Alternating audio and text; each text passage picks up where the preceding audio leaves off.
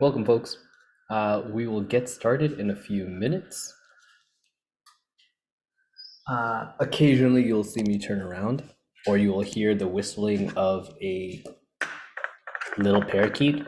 And it is not a bird, it is a 90-pound golden retriever who is having some big feelings.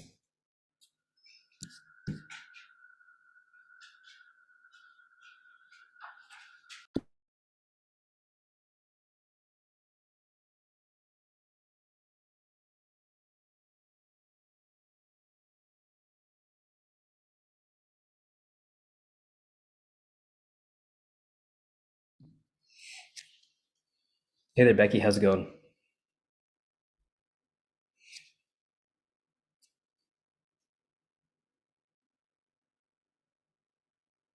Look at all the folks with their AI tools in attendance, all the autopilots, and I assume the Firefly AI is also some sort of notation device. It looks like folks have been taking Kate's advice and exploring how AI tools can help coaches. I use one in a lot of my one-on-one sessions so that I can be more present and focus more on the person in front of me. How's it going, Sital?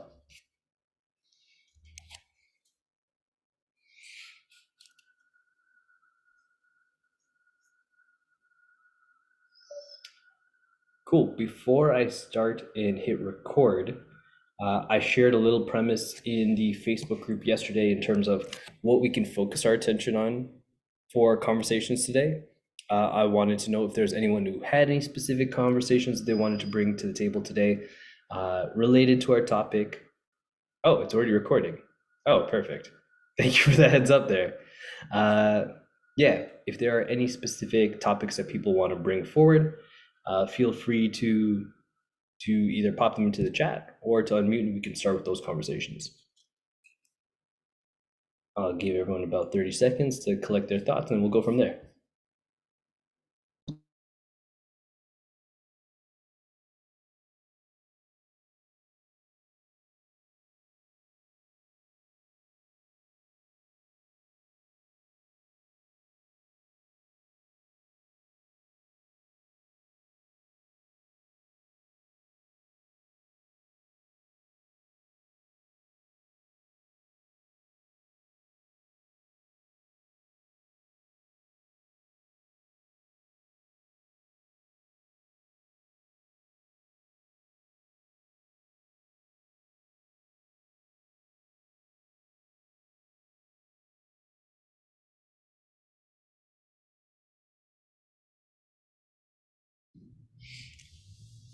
Cool. Looks like I'm getting us kicked off for today. So like I was saying yesterday and last week, I kind of prefaced this conversation for today with what are some of the conversations or even actions that you need to take as a coach in order to connect with your clients, to help your clients to keep your business running smoothly. What are some of the things that give you a little bit of a flop sweat on your brow, a chill running down your spine, makes your butt cheeks clench, anything of that nature? What do you got, folks?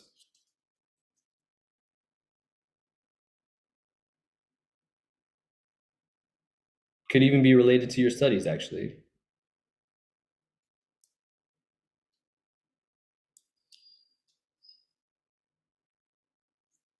Hey. So I was See that? starting with clients who I already knew. Is my voice okay? Can you hear Yeah, me? sorry. It was my laptop was muted. Go ahead. Oh, okay. But slowly now I'm getting clients who are not friends or families, right? They are people that I don't know. And when that happens, I kind of freeze when. So the intro calls go great. Like I tell them about my business, they tell me about, their challenges. Um, but I get a little bit confused on because I have so much of resources with me. Um, I don't know how to start. Like, I don't know what the first session should be. I've already worked with many clients, and Most of the time, I what I usually do is I ask them a bunch of questions, and I start with values. Understanding what their values are, and based on their values, we set goals, and then we move forward.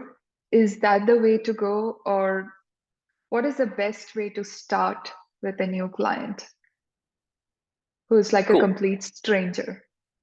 Okay. So if I can summarize your question, it sounds like you have coaching experience. You've worked with folks who you have a some sort of pre-existing relationship with, and you had a method that you were rolling out with them. But now with newer folks where there's less to no pre-existing relationship, you're questioning if your method still works for them or if you should adopt a new approach. Does that sound about right? Right, right. So I feel like they come with very high expectations to these sessions. Mhm. So I don't want to, in a way, want to disappoint them and, start with something which is not energetic enough for them to Mhm. feel that excited. So yeah. Interesting. Okay. Uh, yeah, I mean, I'm about 10 years into the game now, and every time I sit down with a new client, uh, there's definitely some feeling of butterflies or of curiosity at least. I have some feelings and thoughts towards this one, but I want to open it up to coaches here. Coaches, if you're working with folks who you have no existing relationship with, do you have a different methodology than your regular clients? Do you see a differentiation between those two? And then for both of them, how do you begin, especially when it feels like expectations are heightened?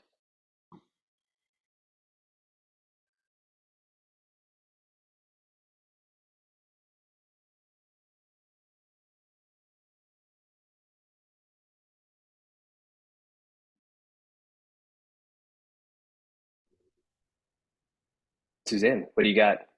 Sorry, the sun's shining right in there too. Um, Oh, no worries. so so the only thing I would say is, I mean, I've worked with people that are close to me, friend wise, even some family, which I kind of try not to, but and then people I've never met before. And I really don't treat them any differently because when I do work with people that are friends or family, I actually tell them that that relationship's actually different than our normal relationship, and or if they're okay with that, then we move forward.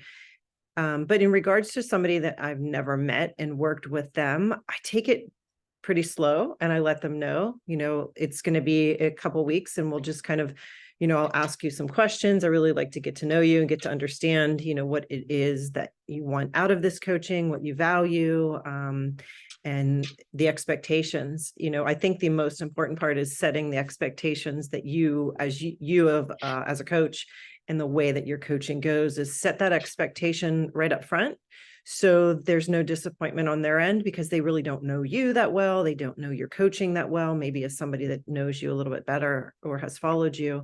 But really just setting those expectations up front. And then there's not that letdown later because they already understand this is not a quick fix. This is not a process, maybe something they've experienced before.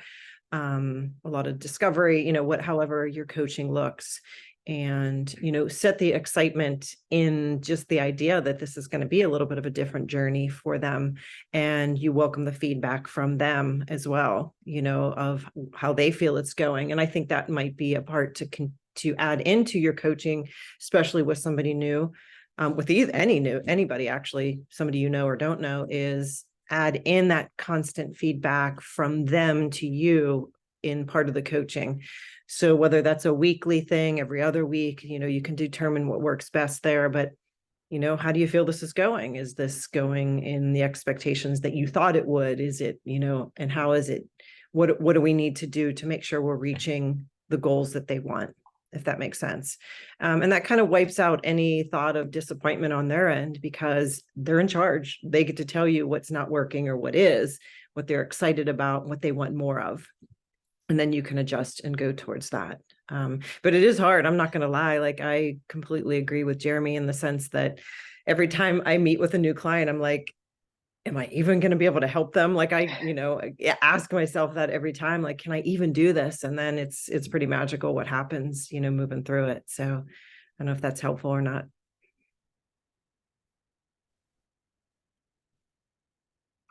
Cecil, how does that land for you? Yeah, on the same this discussion I had a question. So, like I'm fairly new to the coaching process, so I wanted to understand if I get a new client, suppose, Adiba, can I and pause I you for want one to, second? yeah, sure, Yep. So we'll come to your question in a second. I just want to, we'll finish this conversation first and then we'll move on. Is that okay? yeah, sure, no problem. Awesome. So Cecil, Suzanne gave you some really fantastic feedback there. How does that land Mhm. for you? Yeah, I think that's amazing. And that's something I've been trying to incorporate. So when I have the intro sessions, I have listed down like 10 points of what the client needs to know when they're working with me. And one of them is that the feedback. And that's so true that if you give them that opportunity that, hey, if you're not liking any part of it, if the homeworks are too difficult, if anything, just come to me first so that we can resolve it together and come up with something new. But yeah, it is scary. Like they come up with, I can see the hopes and excitement, and you're the person who is going to solve my problems, kind of you know, and that can get a bit overwhelming. But as you know, I have worked with some clients for more than an year now, and it is such a rewarding experience when we are like after 1 year when I view them, it's so different than when I first met them. So I'm really hoping that I can get to that point with my clients. So yeah, amazing points. I wrote it down. Awesome. Two things that I want to highlight, both from Cecil's question and from Suzanne's answer. So one, in terms of expectation management, a really useful question that I've found here, especially if a client is coming based on the referral of another professional or from another client. Uh, and actually, I'll ask everyone this question, but it's more so if they've had contact with someone who's worked with me in the past or is a professional within my network. I assume that they've been told something about the way that I work, but I don't assume that they have all the facts. It could have been like a physiotherapist in my community who's like, "Hey, you know what? You really need to speak with this other professional. I think they'd be really great for you." And that may be the extent of what they know about me. So asking the question based on like the lead source that you came from, how did that conversation come up? What was the context of the conversation that you were having? Uh, and then what did they tell you about the work that I do? And it gives me an opportunity to get a little bit more insight into why my name popped into the conversation initially, and then also what their knowledge is of the way that I work with folks. Because it can also be from a client who is like, Jeremy was amazing. Jeremy changed my life. I think so differently now. You would really, you would really benefit from working with him. It's like you said, Cethal, they have really lofty expectations, but maybe in my mind, the things that we did with that client were like, oh yeah, we focused on protein a little bit more. I helped them come up with a better routine that they could do at home, and that was life changing to them. But they may not have shared those specific details with the client. So now the client is thinking it's going to be really challenging because it had such a life changing impact. There's no way that it could be the simple, basic stuff. So getting some of that background information and asking for clarification there can be really useful. What was the conversation that brought my name into this? And then what is your knowledge of the way that I work before I even share anything specifically? And it sounds like you already have kind of a list of things that you would share, but maybe this may help you to cross off some of those things. Like, oh yeah, we're already in alignment there. I don't need to reiterate some of those things.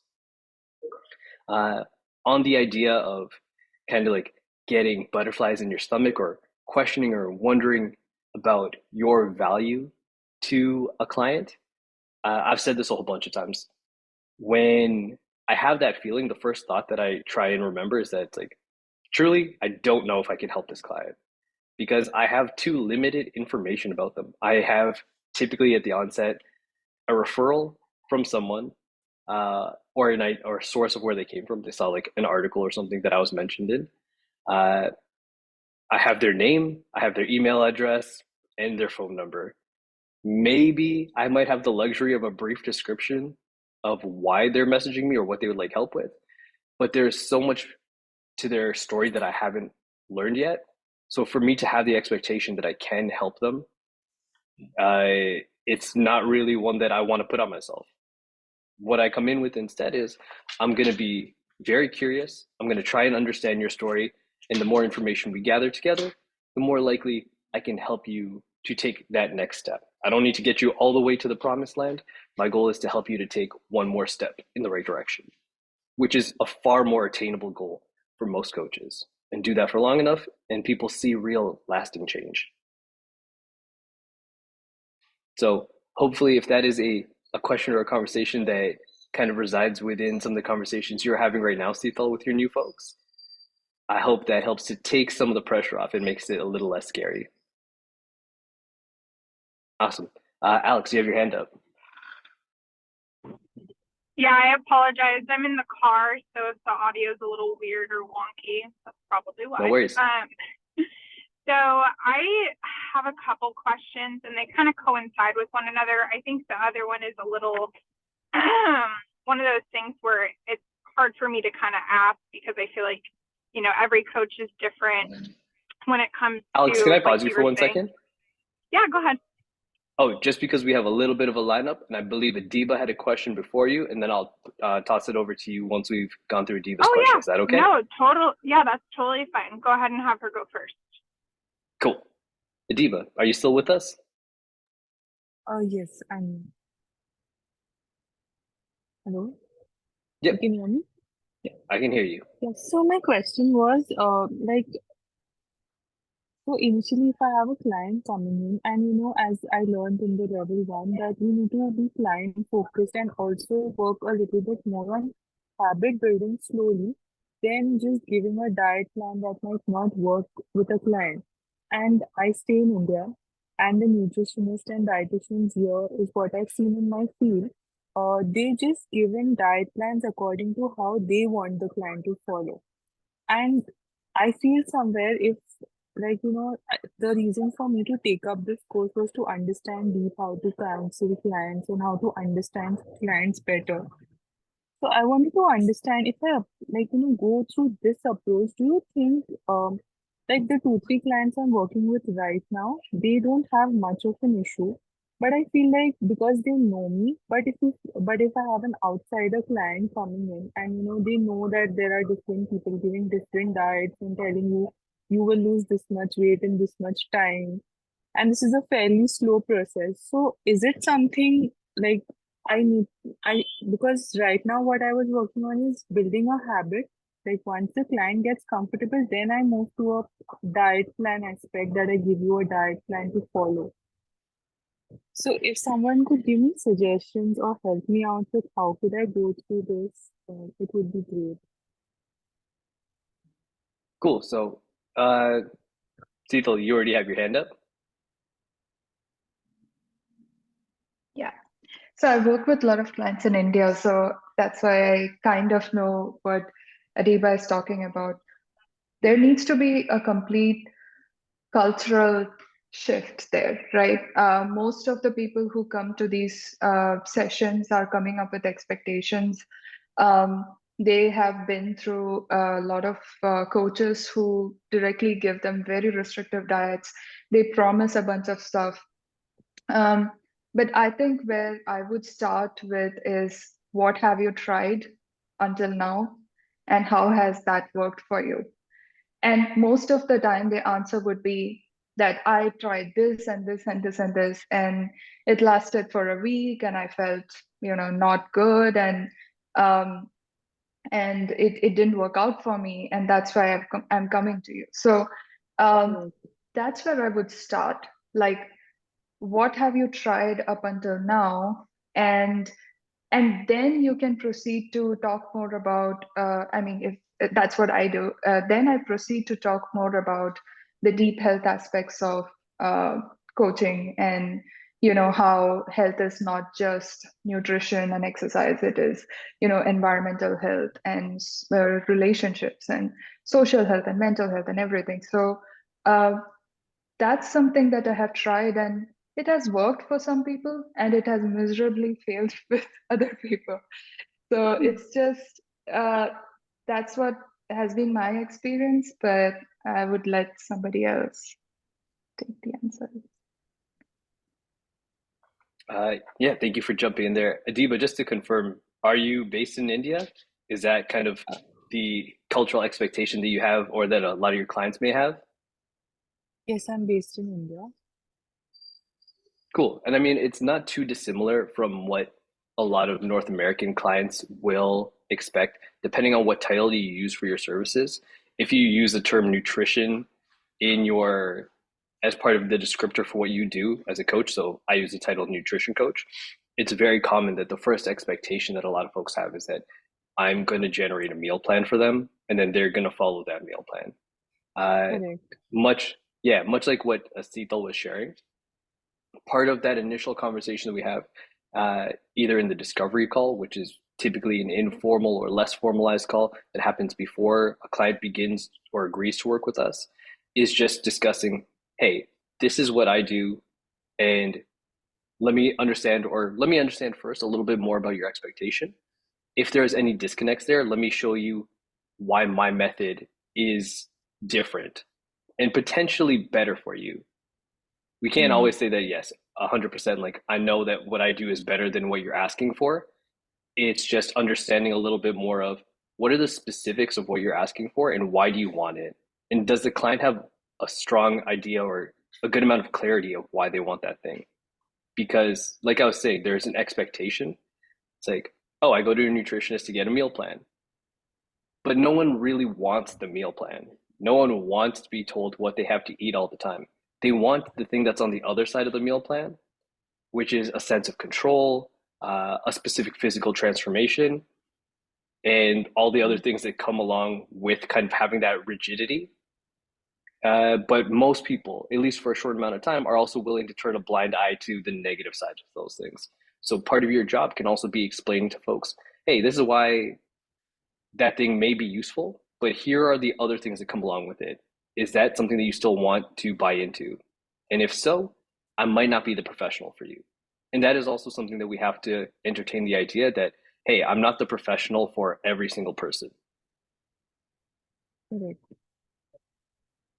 So the thing So, here is, yeah, go for it. sorry, continue. I was saying I the was thing gonna, here in, mhm, you go. no, I think you go ahead, then I'll say. Okay. So, uh, the question that I would ask you is, if you're a professional that whether you can or cannot give meal plans, I'm not sure what the scope of practice is for coaches in India. Uh, let's say you can give meal plans, like I Hmm. can in Ontario. Uh, what is your rationale for not giving meal plans? And what is your alternative that you feel meets a similar, if not better need that the client may not have understand just yet? Uh, so firstly, I'm a nutritionist. I've studied 5 years in nutrition and I've done my master's in sports nutrition here. But the problem I was facing here before to take in clients was that I was not uh, very satisfied with the idea of just giving meal plans to a client. I wanted to make them understand a lot more. And here in India, what I have noticed a lot is clients only come to you for weight loss. And when they have a specific timeline that I have to lose in this much time is when they want to come to us. So that is one big challenge that I face here is will the people be able to understand why? And it's not that I don't want to give a meal plan. So I focus first on right now the clients I was working with. First, I was trying to build in a little more habits about how their water intake is, how much protein are they taking in their meals, how is their fiber intake. I didn't want to make it like a meal plans that they have to follow it restrictively. And once the client got on track is when I thought, okay, now I can give them precise meal plan, like a portion control guide as to how often they need to eat. And then I also help them if they are going out, that what kind of options they can choose from. So I want to make the client understand that what is health and lifestyle for them. Than just giving them a meal plan to lose weight and then go away. So one, it seems like it's very much within your scope of practice to give meal plans if you want to, but it sounds like that is an unfulfilling way for you to practice because you believe that you are leaving a lot of value on the table as a coach that your clients would benefit from. Correct. I'm curious to know, how does that conversation go for you now? So according to me now, I feel like I need, as we spoke, that I need to make the clients understand that this is how I work. If Mhm. like they're expecting something that I'm going to give them a fast weight loss result or something that is very unsustainable, then maybe I should just take a back seat and tell them that, this is not something I can work on. I would definitely want you to reach your goal, but in a more sustainable manner. And try to convince them, like, that is one thing I feel I could do right now and see how it goes. Yeah, I mean, you use the term try and convince them. So it's like I agree with everything you're saying. Hmm. Uh, it aligns very closely with the PN methodology. It aligns with my personal beliefs as a coach. The only thing that I think may draw an issue there is the idea that you're trying to convince someone of something that they don't inherently see value in. You can certainly Okay. have that conversation, but Hmm. if you're coming up against certain cultural norms and expectations for your industry and what is expected of you, it may mean that it's like, oh, I need to make it clearer to the people who are already finding me about what it is specifically I do and what I do not do. And then further illustrate like why I don't do that. And then if those conversations already connect with them and they're like, yes, that's a message that that resonates with me, then I think you'll find people who are more in alignment with what it is that you're trying to provide. But am I on the right track to think about it, or do you think because I'm a starter, I need to get into what people want from me? That is something I don't really want to do, but I don't know, like, I mean, so the added kind of context you're sharing here is that because you're earlier in your career, you feel like it is not your place to kind of to change that narrative or to offer something that is not in alignment with what people expect. uh, yeah, so I know. s- So I'll tell you what my thinking is that I feel like Please. I want to work with quality, then quantity, definitely. But I feel like if I do something like this, am I like taking a back seat in my career and giving it a lot more time is where I'm confused at right now. Because either I target clients outside India who would understand my approach much better, or I get into like making people understand that this is how I work and I would only want to work this way. It's a good question. I mean, in terms of do I expand my reach globally or do I work locally Right. versus do I continue to offer what the status quo is or create my or lend my voice in opposition to the status quo? I think there's two different factors here. Whereas like local versus global, you'll typically grow faster with a local audience. Status quo versus opposition, you'll typically grow faster with the status quo. So if you went and offered your services in your community and just did what they expected, chances are your business would grow faster. Whether that is an appealing whether that is an appealing outcome to you, that's for you to decide. That being said, uh, you can also work in opposition to what your local community wants. It just may mean that a slower growing period occurs. And Right. if you're okay with that, there's nothing inherently wrong with this. I think I'm pretty okay with that because if you see, uh, before also doing taking up this course, I was not able to agree to the fact of the practices that were like, just giving a weight loss diet or something like that. So maybe I Mhm. think if I grow slower is something that I'm comfortable with, but I would want to stick to these things that I'm doing right now. Right. And I mean, part of your job as a coach, which is maybe the less attractive part of being a coach, outside of kind of the one-on-one conversations is creating an identity for yourself as a coach and understanding what do I stand for and sometimes what do I stand against. And it sounds like you're pretty clear in terms of what I don't want to do and what your calling is in terms of who do I want to work with and how do I want to help those people. Keeping in mind that like even slower growth here, you don't need like thousands of clients. By and large, if you're working in like a group setting or a one-on-one setting, most coaches do quite well with a roster of between like 20 and 40 people. Hey, Jeremy, do you mind if I chime in really quick? Please. So because I kind of want you to, whatever I end up saying, if you could like kind of touch on it, if there's anything like kind of wrong with it, or you could tweak it for sure. But I was running into the same issue. I was working with people and, everyone kind of like wanted this meal plan. And I almost had someone quit because they're like, I just need a meal plan. I just need you to tell me what to eat. And when you really think about it, and, especially someone that doesn't have like the best habits and those kinds of things, they typically just like want to be told what to do. But what ends up happening is they'll like get the meal plan and it doesn't really work for them because really what it boils down to is like their habits.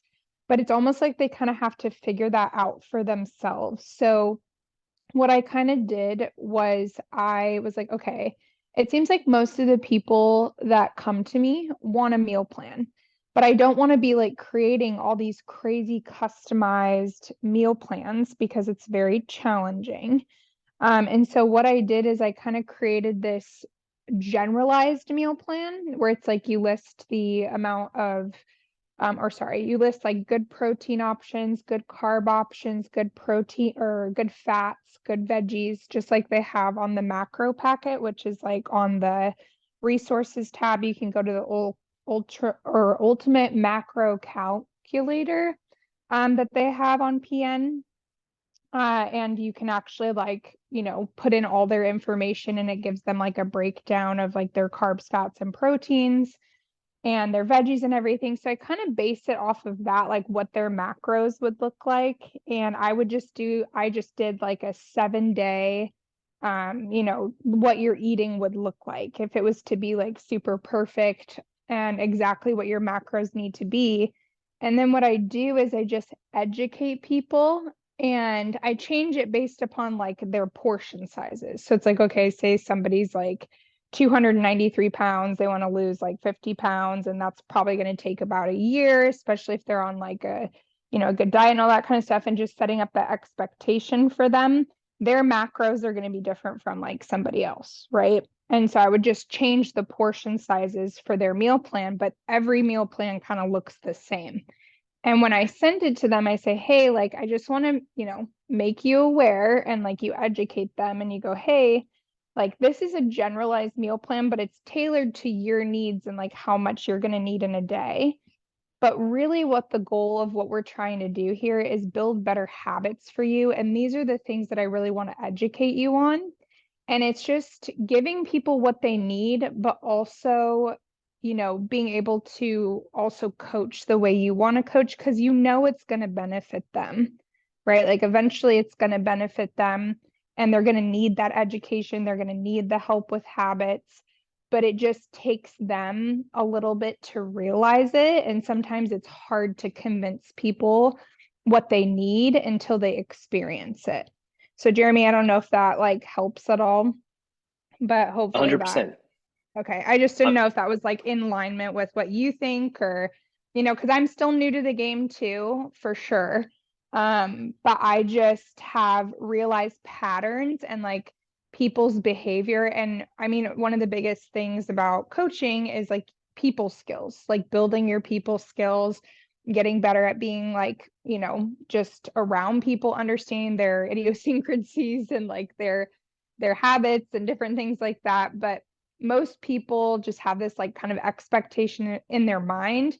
So as long as you fulfill that expectation, but you educate along the way, I feel like it's a much better way of relating to the client and making them happy, right? Because they're going to figure out those things on their own that they need more than just a meal plan because it's not going to work, right?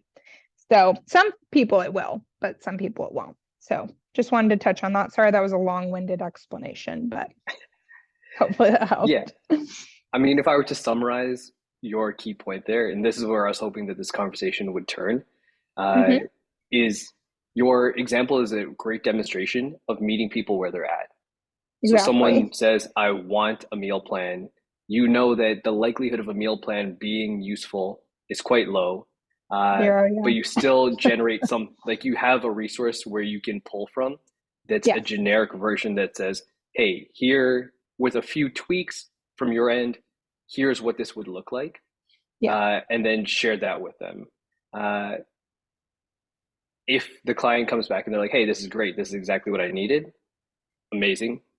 If they're like, yes, but it's still, I'm finding that in these certain patterns, uh, at night, after dinner, I'm still eating. When I go out on the weekends, I'm still having a few drinks. Like the meal plan didn't solve this. And it's like, yeah, the meal plan was never meant to solve those problems. That's Mm-hmm. where the more behavioral approach that Adiba is trying to champion here would Exactly. then be more valuable. And it means that you didn't have to really convince them. You allow Mm-hmm. them to be the person who is still kind of steering the ship. They're determining what tools they want to use, and then you can support them in a way that's a little bit more appropriate once they've determined, like, oh, there's still some gaps here that I need help with. And then there's Adiba with all of these amazing behavioral tools that help fill that Exactly. gap. Yep. Uh, and 100%. over time, yeah, you get to collect more of those examples, start to share those with your community, and hopefully educate people a little bit more to, hey, there's another way to do this. Even for Yeah. people who believe that they need that specific tool, there's another way that my clients are seeing success. And if that resonates with you and you don't want to be beholden to a meal plan, here's how we can make this work. Yeah, and I think that, one of the reasons I've understood that is because I've been in the fitness industry for so long and I've worked with clients personal training wise for like the last 7 years. And it's the same thing everywhere when you coach anybody. It's like giving them what they want, but also giving them what they need at the same time and just meeting them where they're at. Because I think we all get these ideas in our head of like how we want to do things and this, that, and the other thing. And we kind of get stuck on that. And there's a way for you to do both. It's just that you have to appeal to the person in front of you because they're thinking about their needs and what they want just as much as you are. So just wanted to end with that. Awesome. Thank you, Alex. Mm-hmm. Adiba, any thoughts? Yes, I really like the idea about like catering to a larger group of people. At the same time, we keep in our roots of uh, beliefs still there in our plan, so it would help us reach out a lot more people and make them understand the cultural difference and why this approach is much more sustainable. So Excellent. thanks, Yeah. thank you, Alex. You're welcome. Seethal, do you have something you wanted to add? Yeah, just a final thing to add here. So there are a lot of new fitness coaches and health coaches coming in India who are following this approach. So if we stick to it and if we also follow our evolving values as we are learning, I think that will only help educate the masses more. I know it's hard, but if you really look at like Instagram and stuff, there are health coaches who are looking at the deep health approach and who are looking at sustainable habits. So while it's hard, I think we can change kind of evolve the culture if we also add our values into it. Excellent. Yep. That is a good reminder. Uh, we get to plant our flag as professionals and say, hey, this is what I believe.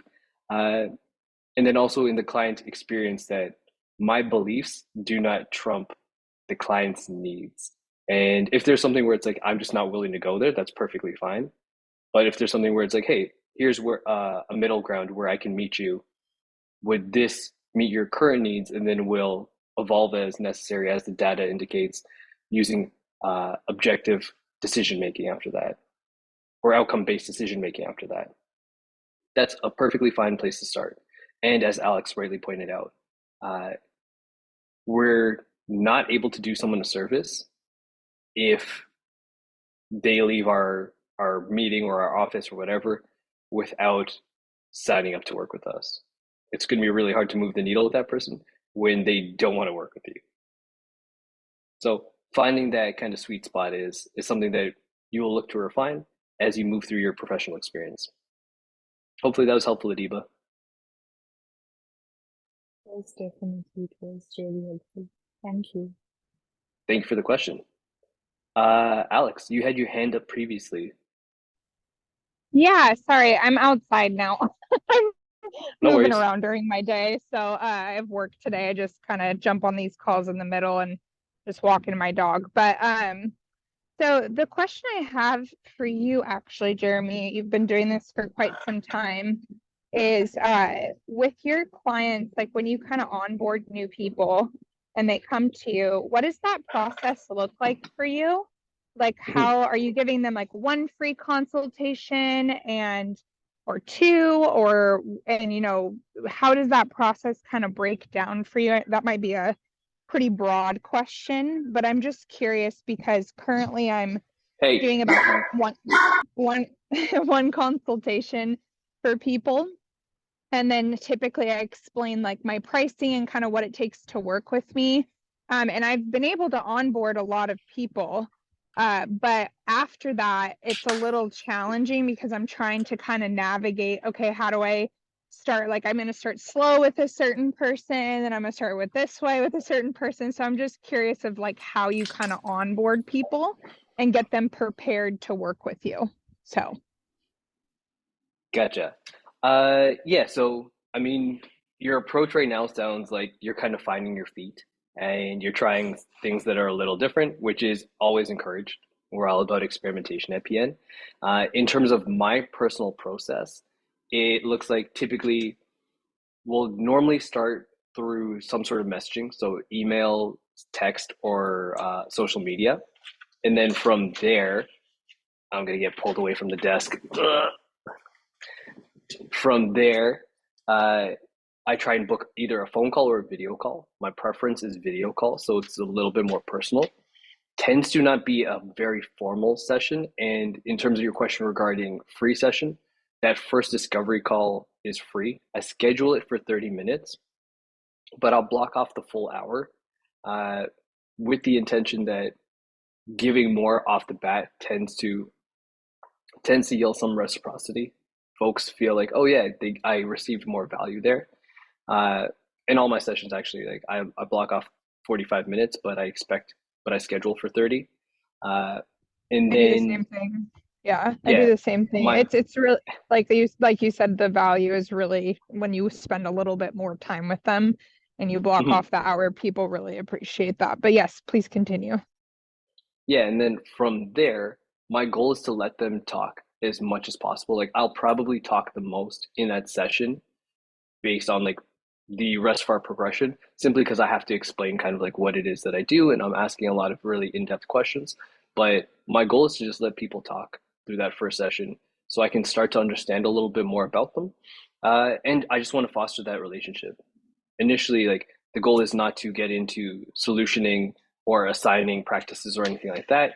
We may start to skirt some of those ideas if they have like in-depth questions, such as like based on what we've talked about, like what would you do with me in this situation? Like, what would working with you look like? What are some of the things that I can expect? Then I'll go into a little bit more detail there. But I'm also quite clear that based on the information that I have right now, this is only kind of like an initial idea of what it would look like. But this is how I believe that we would tackle this, and then ask them for feedback. Like, hey, does that sound appealing to you?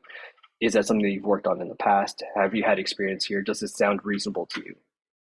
The goal is really much, or really very much, just to understand the person and then try and get them to like me a little bit. It's a lot easier to work with a person or to get someone to sign up for coaching if they can see that it's like, hey, this seems like a reasonable person and he's an amicable guy. I can see myself speaking with him once a week for the next little while. The heavy lifting will definitely come later. I refer to that like in my process as like session zero. Uh, and then session one is where we're going to go through the intake together, look for trends, help identify trends, and ask them like, hey, are these the same things, the things that I'm seeing? Does that correlate well with your experience? Does that sound like something that you would like to work on initially? And if there are multiple priorities, is there one that feels either like it might be the most enjoyable to work on, the easiest to work on, or the most meaningful to work on? And then we can pick from there. Okay, so you're giving, like you said, you do a discovery session, which is free. And then Mhm. when you're kind of going into like, okay, let's go into the second session, have they already decided that they're going to work with you, or how does that work? Because it Yeah, seems like so when you go into the second session, it's like, okay, like this is my pricing, like this is how much it, it takes to work with me, da da da. And then they agree to a second session. Is that correct? exactly, like all those details are shared. Like here's what it looks like from a semantic standpoint to work with me. Here's the cost. Here's how often that we meet. Here's what communication looks like. Yeah. Here's how we'll communicate outside of meetings, and then here's our communication schedule. Okay.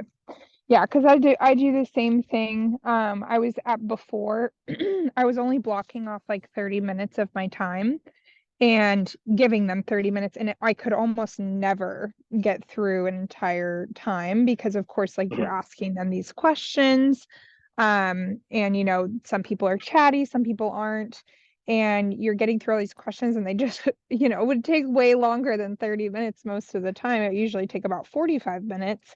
And so I was Mhm. running into the problem where I was like booking a second follow-up for like free because I felt bad that we hadn't gotten through everything I needed to get through. So yeah, I was just really getting my feet under me. But I guess that the second question I have is in correspondence to this, and I don't know if it's like a voodoo question, but is there like a way to Sorry, kind hold of on. Can gauge? I pause you for 1 second, just based on something you said there? Yeah, Uh, in terms of booking the second session, you mentioned it's like go ahead. I don't have everything I need at this point. Uh, Yeah, so you likely, if that session was an entire day, wouldn't have everything that you needed. right, There's so much to that client story that it will take days and weeks for it to continue to evolve. The right. question that I would ask is like, do I have enough at this point to believe that I can help the person take the next step? Like I was sharing before, uh, Mm-hmm. I before I have a conversation with someone, I have very limited information. After that first conversation, I have a little bit more of a picture starting to form, but I Yeah, don't imagine that I have a very clear picture. But it's okay. typically enough that it's like, okay, I can see how there are one or two practices at least that I think would be beneficial for you. I could start to paint what that picture would look like if we were to work together. I'm Got it. open to the idea that there's certainly a chance that I'm misinterpreting this and I'm wrong, but that can come out Mm-hmm. later.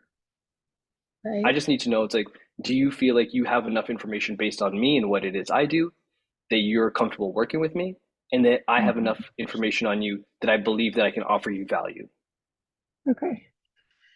That's good. Yeah, that's really good.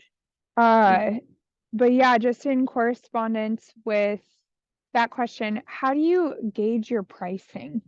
Because I know that everybody's probably different with pricing, but I've just been trying to figure out like, do I charge per session? Do I charge a flat rate? Like, and I know it's kind of up to your discretion, but do you have Mhm. any advice on figuring out what your pricing should be or where to gauge it from? Because I think being like a new person too, you almost, and this goes into sales as well, you almost don't know, like, am I charging too much? Am I charging too little? I feel weird asking for the price sometimes. Like, I Mhm. just want to kind of know just at least like some advice around that, if you can give that to me. This seems like a good question for Kate, who just popped in. Yay. I have not yet met a coach who's charging too much because I don't really know what that means, right? Like, so I have Mhm. never heard that as a complaint presented, right? Like, hey, coach, I really feel like I'm charging my clients too much. Can you help? That has never been Mhm. the problem that's been presented. Mhm. What is so the too much concern often comes from no one's buying. Mm. Right? Or maybe I'm not confident in number X. What is much more common is I don't think I'm charging enough. That's my So problem. That's my issue. right? Like, Yeah. so I think that right there, like you notice that you and I are not actually trying to figure out, ooh, are you charging too much or not enough? Because you've already Are you not charging given us enough? some clarity, right? Like it's Yeah. not that too much. It's Yes. the problem now becomes much more specific, which is great Yep. because we need a specific problem. And the problem is like, hey, I don't think I'm charging enough. I have a question for you. How do you know you're not charging enough? It just feels like I'm giving so much value, and I feel like I'm not being compensated properly for that. That's what it feels like. I feel like I'm like providing so much of a service, and part of that is because, obviously I don't know other people's situations, but I'm working at a gym and they had me do PN coaching to get, of course, my certification. But when I went to go coach people, like they're taking part of the percentage of what I make. So it's like, it goes into it a little bit deeper than that. Because, of course, when you're working for yourself, it's a little bit different. So you can charge a little bit more and it's all going to you. Whereas for me, I'm splitting it with somebody else. So it's Yeah. even less. But go ahead. Well, so I would say that we approach that from two directions because some coaches that I work with, they provide so much value Yeah. to their clients. They do so much work on behalf of their clients. They could never charge enough, right? Like, because in order to be properly compensated, they would literally need to charge their clients like $2,000 a month, like to accurately represent how much work they're spending. Like they're putting together recipe books for them, right? Like they're booking extra calls. So you notice I would suggest that there's this twofold solution. On one hand, yes, you up your prices. On the other hand, you work on maintaining boundaries. So there's actually like, it doesn't become an unlimited thing where any one client or any two clients, like the work never ends. We could always respond to a message a little quicker. We could always provide a more comprehensive response. We could always provide yet another resource. So I think it's also just estimating for yourself, how much would I need to be paid to not feel resentful? The feeling of resentment tends to be a number one symptom that the coach is not charging enough and spending way too much time. Is that resonating? Totally. And I think the other thing too is I've ran into already where a client has said to me, and this was like a couple days ago, but a client said to me, they messaged me and I hadn't responded for a couple days because I have another job. And I told them that there would be daily communication this day through this day. So I did set up the expectation, but they were like, I haven't heard from you in 2 days. And I thought there was going to be so much more communication than this. And I'm not happy. And they just got started. And I was just like, whoa. And, sometimes you get people that are a little bit more like, need more or want more communication and more check-ins. And every client is going to be different. But to me, I was like I'm checking in with you like 3, 4, 5 days a week, and So I it think one felt. thing I would actually suggest, the Go ahead. 3, 4, 5 days a week, is that you actually pick one. Which one is it? Is it 3, 4, or 5 days a week? Right. So like when I check in with my clients, they know that I'm online Monday to Thursday. I will always check in Monday morning, always. And I will always respond within 24 to 36 hours. And within that, right, like you notice how that there is like less space for interpretation. Go ahead. No, it's totally fine. The reason I went, 3, 4, 5, it was because my schedule has changed. So I'm pregnant right now. So my schedule has changed. Thank you so much in the last couple months. But I would always tell them like, hey, I work these days. So these are the days that I'm going to check in because I am not available the other days. And so my schedule just changed again, and I'm also Monday through Thursday. Mhm. And I tell them my hours. So what I did to like kind of like you just said, pick one and to just make sure everyone understood the expectation, I sent out a mass message to everybody and just said, hey, just so you guys all know, there was like, a couple people that we're having like a misunderstanding of kind of when I'm going to check in with you. And so I gave like a complete expectation just overall with everybody. And it might have been repetitive with certain people, but I did it again just to make sure everybody knew and we're on the same page. And then just asked everybody to get back to me and make sure that they saw the message so that I know that there's clarity there. So I kind of solved it in that area, but I just felt that people expect a little bit more from me, and I already feel like I'm not getting compensated enough for how much I'm doing. And that created, like you said, like the resentment Well, and like irritation. nothing Go is ahead. going to be more irritating than somebody asking for more of you when Yeah. you're already giving so much and feel resentful, right? Like Yeah. that's going to be a perfect recipe for like, are you freaking kidding me right now? Feeling, Yeah. right? Like, Yeah. and I think like already, so you kind of feel the path forward, right? Because I think the increase in rates is probably in order. And, Mhm. that expression, clear is kind.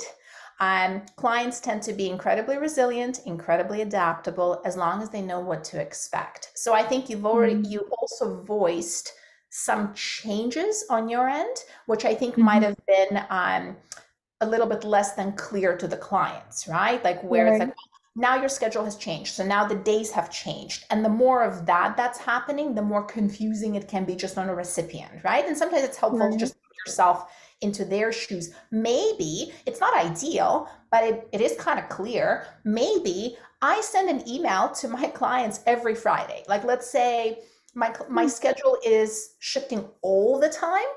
It's not super like optimal, but maybe every Friday I send out an email and saying, hey, so guys, heads up, next week, my availability is Monday, Wednesday, and Friday. The following Friday, I send an email again and I say, hey guys, on the following week, my check-in days are Monday, Tuesday, and Wednesday. So again, it's a little confusing, but at least it's consistent. So No, I I love that idea.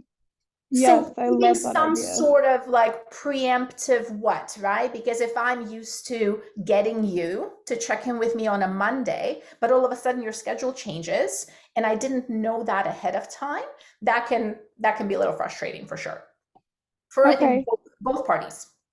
No, I love that because I think that was kind of what was happening was there just wasn't like because I'm still figuring out my process of like onboarding people, and I think that there's so many things to cover sometimes you can kind of get lost in the sauce and like you're just like okay, like I think I covered everything and I'm like hitting my bullet points, with like my list of what I need to cover. But then things like that come up and it's like, was I not clear on that? Is it me? Is it them? And, oftentimes because you're the coach, it's like you just need to take accountability for that and just like figure out how to help them understand and have more clarity, but then make sure it doesn't happen in the future. And I'm okay with like making mistakes because it's what helps me learn. Because I've learned so much just in the past couple of months from making mistakes. So it's really good. Like I like that though, because it's like the consistency of like, hey, just a reminder, like I'm here Monday through Thursday next week at this time and this time. And I reach out to you guys during this time. But I like that you also said that you tell them like when you're going to check in with them and you're consistent with it every single day. It's a little more challenging for me to do that just because I also do personal training. And so my schedule fluctuates so much throughout the day, but I think helping them and having them understand that is also like super important. So how would you approach that if your schedule kind of changes all the time? Would I you mean, like I've say, worked like I've been in both shoes as a coach and as a client. right? As a client, I have to say it's actually really challenging to work with a Yeah, coach whose schedule changes all the time, yeah. right? Like it's because I did not know what to expect, when to expect, at what frequency, right? So the coach would get back to me regularly, but I didn't right? Like I didn't have that predictability. So I think that that's definitely going to be, and that just might be a reality of what you are dealing. That might be, that might require you planning your schedule a little bit more in advance, because again, like if Right. your clients have your schedule a month in advance, that might be one way to go. Mm-hmm. Jeremy, do you Okay. have any thoughts here? And I will have to pop off because I'm off to the AI webinar. So it was lovely to see you all, people. I'll see you in the Thank next one. you. Thank you. Appreciate it. Kate, before you leave, I just want you to, oh, I don't know if they're all still here, but there are so many autopilots and AI assistants in this. And I was like, that's a Kate Solo effect right there. Yeah, in terms of thoughts regarding scheduling and particularly clarity, Kate's sentiment there that clarity is kindness, I 100% would encourage you to lean on that, even if that means like being overly communicative. I think that is an important skill to develop. Uh, yeah, I mean, a shifting schedule is going to be a challenge. As often as possible, for appointments that you can make them standing appointments, I would encourage that. I know that when I was a personal trainer as well, people who were coming in to see me after work, before work, things like that, kids getting sick, like appointments would shift around all the time. If you can, schedule some of those appointments as standing appointments, and then maybe it's time to look at your policy for cancellations as well to give all of your clients a more fair shake. So if current cancellation policy is something along the lines of, hey, I'll do my best, it may need to be, hey, I need to know within 24 hours or I'll have to charge some percentage or the full percentage for this session. Right. Right. Okay. No, that's really helpful. All of this Yeah, I was mean, very helpful. I appreciate your questions. And like the theme of today's conversation, a lot of these conversations, not super comfortable, but they are No. things as business operators that we have to consider in order to both serve our clients best as well as preserve our own sanity. Yeah, because you said like charging per session, because I'm assuming like just with what you kind of told me, that's kind of the way that you do things is like you charge per session.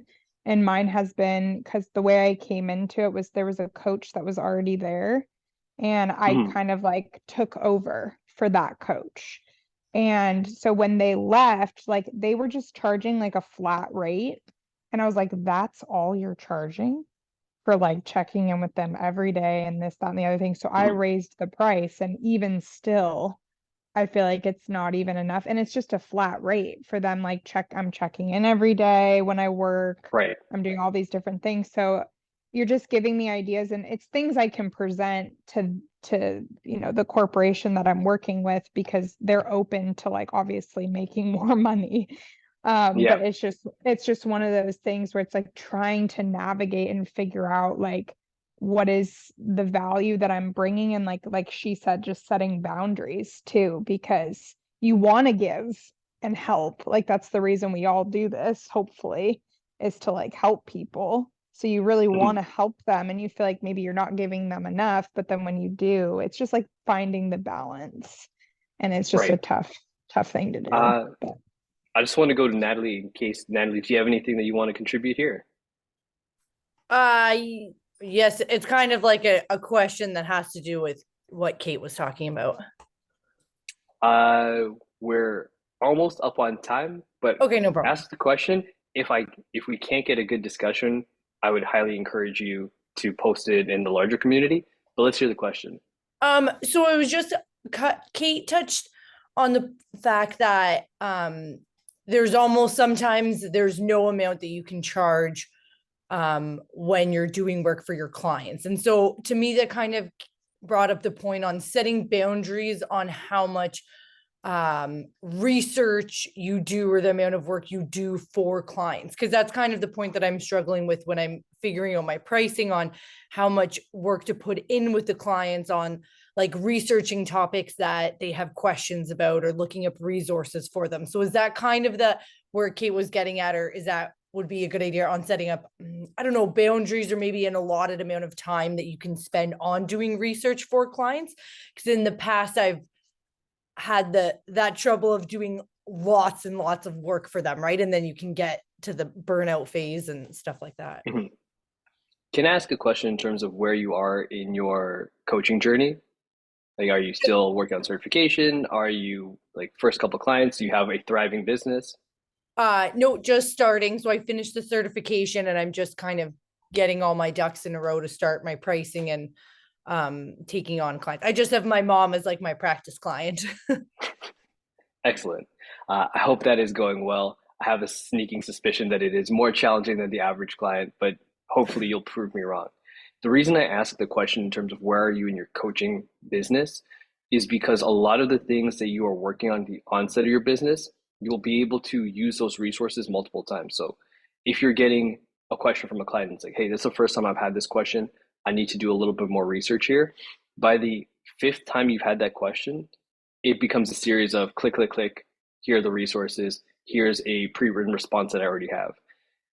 Early on, like a lot of getting your systems in order is going to take an outsized amount of time, but cataloging those things and having them ready for future clients serves you really well and saves time on the back end. So it kind of averages out.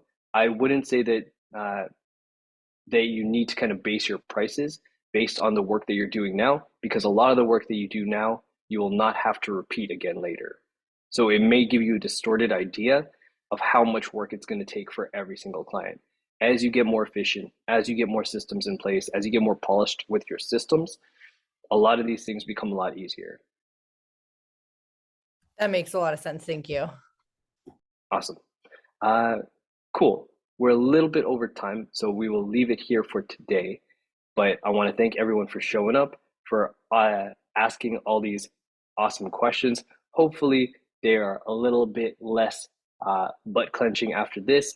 You have a little bit more guidance to go into some of these conversations. And of course, if there's updates to share with us, please bring them to the next table. Thank you, gang.